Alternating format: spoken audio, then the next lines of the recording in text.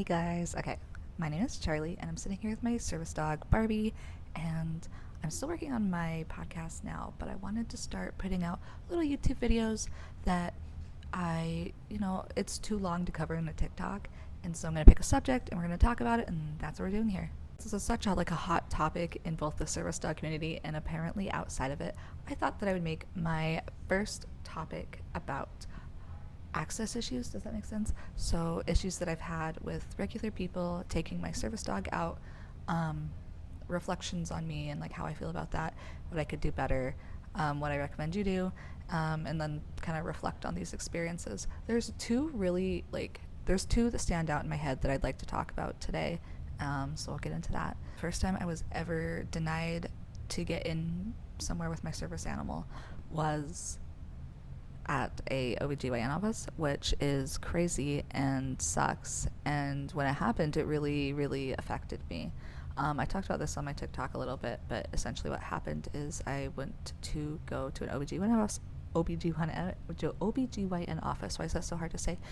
Because I had a neck split-on that I needed to have taken out. So I go in there, just I've taken her everywhere at this point.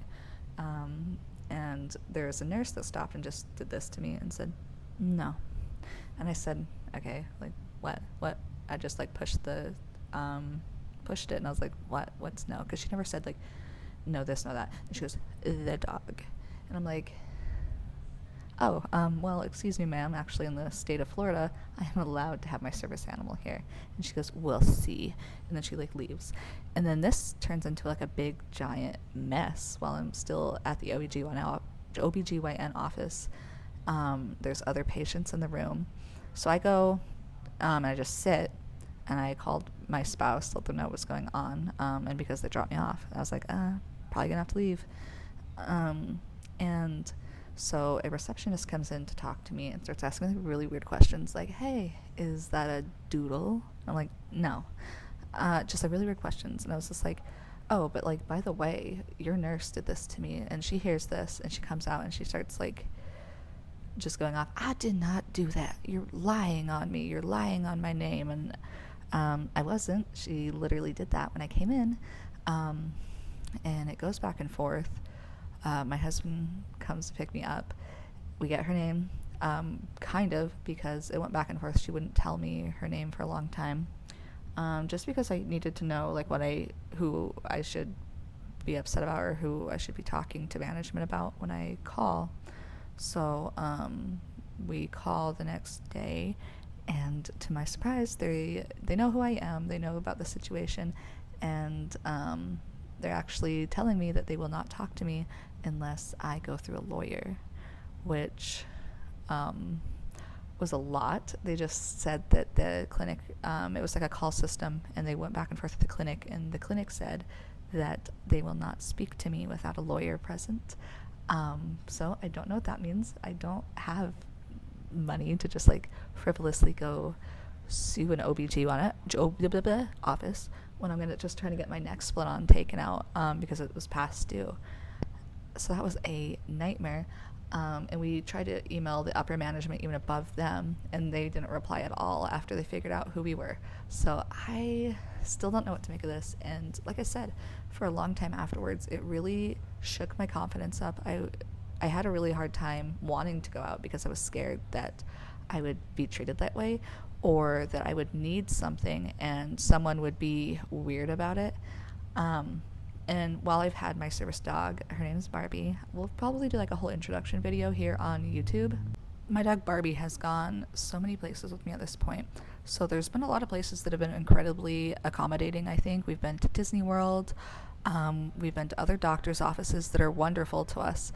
But there's just some snags, and I just don't know if it's education or people just really don't like seeing dogs in a medical setting, because the next one is also a medical setting. This one is more easily dealt with, but I still think about it a lot, especially as somebody who's going places with my service animal, and ways that you can improve it for the next person that leaves.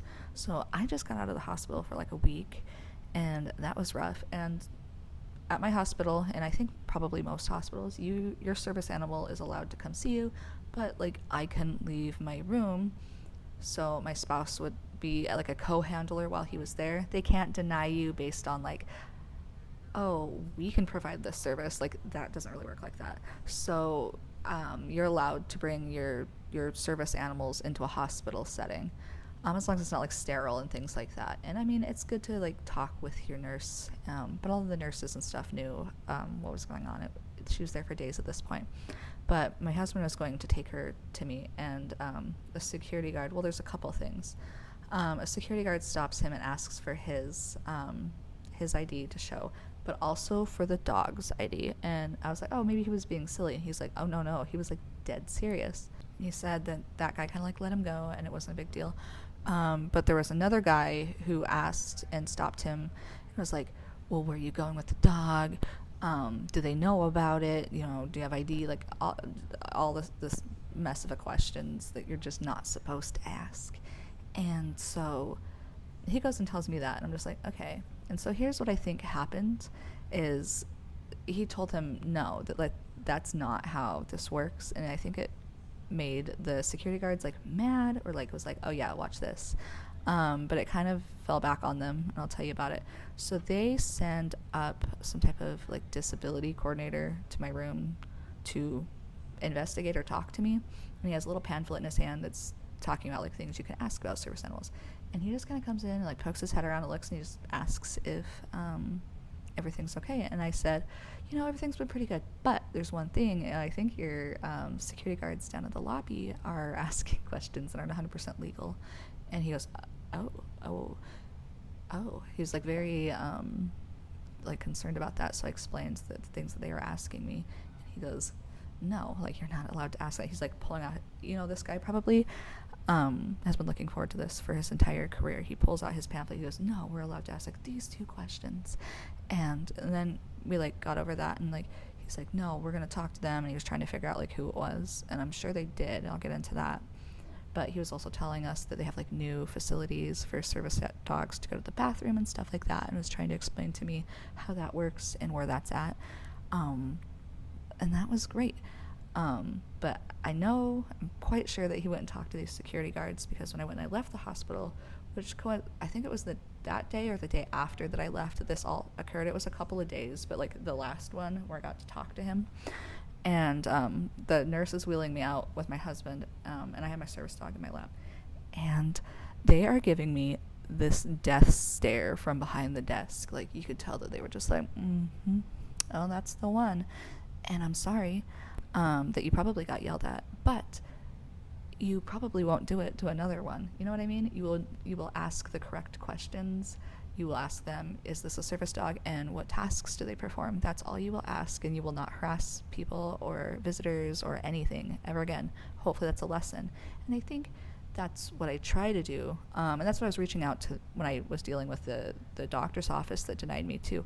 I really was reaching out in a way, hopefully, to spread some education. I was even willing to put together information for them, all of that, but they should not be allowed to practice medicine and act like that and be so callous and misinformed on how that all works.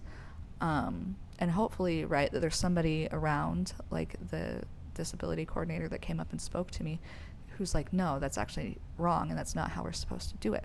But usually that falls on us as people bringing in our service animals or needing accommodations. And that's not necessarily right, but it just is the way it is. And so I just encourage you guys to make sure that if somebody does do something to you that's not okay, you can talk about it, you know, be careful legally and stuff, but you can talk about it, you can try and address it with them. I'm not saying that you have to, but I'm saying that in my experience, that's what I try to do. And it does get exhausting to have to be the one that has to advocate. But people really do think that service dogs are a new thing. And that's kind of even what they were saying to me at the hospital. Oh, service dogs are so new. And I guess, like, I think in popularity, they probably are a lot more popular now. But service dogs are not new. The ADA has existed now for over 30 years. I think it's just time that people become educated and understands that when they treat people this way, or when they deny people that entrance to places that they need with their service animal, it really is hard. It took me a long time, like a couple of months, I think, to feel 100% comfortable in public again after the doctor's office. So it's it it's not that it caused problems for her, but it definitely caused problems for me. So it takes a lot of confidence, I think, to go out and have a service animal and make yourself look more vulnerable that way. Because you're drawing attention to yourself, are bringing attention to the fact that you potentially have a disability. And that's scary, I think, in some ways. I don't even think people think that when they're taking their dogs in public, that we're not bringing it in because this is like the most fun thing in the world, or the most, it's still a lot of work. We're bringing our dogs everywhere. We're not just bringing our dogs to like Walmart on the weekends. A lot of us are bringing our dogs, and some service dogs work in different areas, different parameters of your life. But for me, my service dog genuinely goes everywhere with me. And so it's kind of insulting when people just think that they can bring just a dog into Walmart and expect it to behave the same, or expect us to be on like the same. Do you guys experience that too?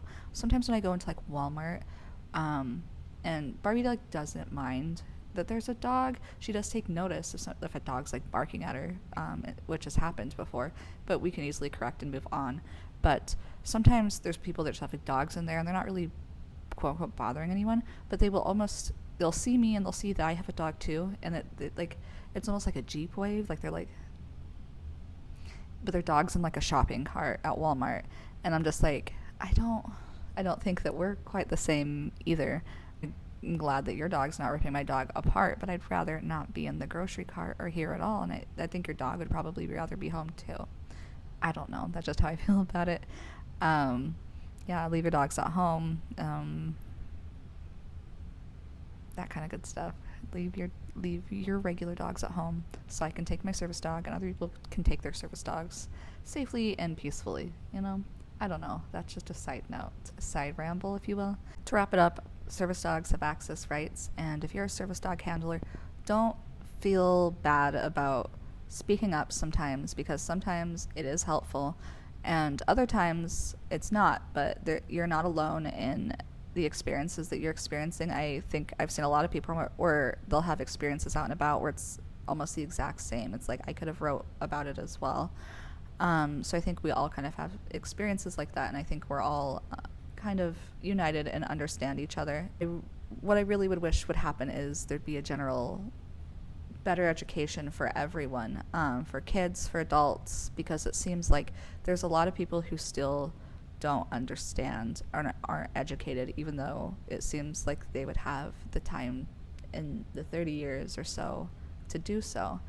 And I think if you can and you feel willing, that sometimes just standing up for yourself a little bit, or educating people in a nice way, can go really far and really help a lot of people. Whether they're like upset at me or not, it doesn't matter to me. It's starting to rain outside.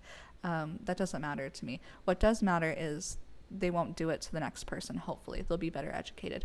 And while it sucked and I would have rather not had to have that conversation, I'm glad to have been able to do it, so that hopefully the next person that has to come in with a service dog into that hospital with those security guards, they're not going to deal with the same thing I did. And I think that that's small progress, and small progress is going to lead to big progress over time. I don't know. That's just what I'm trying to say. Just a little bit about me and my access issues that I've had. There's a couple more I could talk about, but those are some big ones that felt relevant and important to talk about. So here's my service dog right here, Barbie. She's just hanging out with me. It's just a rainy Monday afternoon, and I will talk to you guys soon.